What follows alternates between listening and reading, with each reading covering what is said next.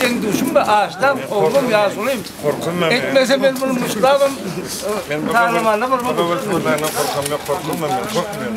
biliyor mu korkmayacağını? İl vekili Taylanıp bolup Kabil'e geldim.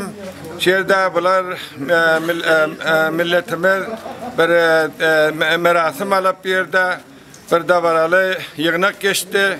Şoňa men gatnaşdym. Köp teşekkür ediyorum.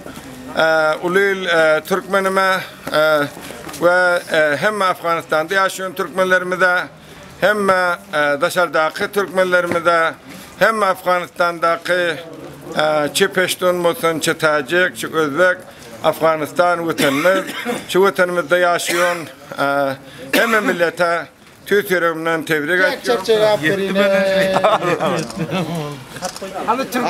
Men senin için bu şirin canım bereyin, ey menin guvancım, canım Türkmenim.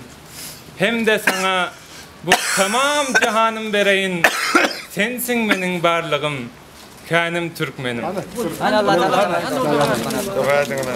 Teala bereket versin. Allah abro versin. Allah Teala bunlara hizmet din, hizmet mertman. Allah Teala kudret versin. Sadakatini köpelsin. Allah Teala hemşe dünya ve ahirete serfiraz kamiyet versin. Parlamente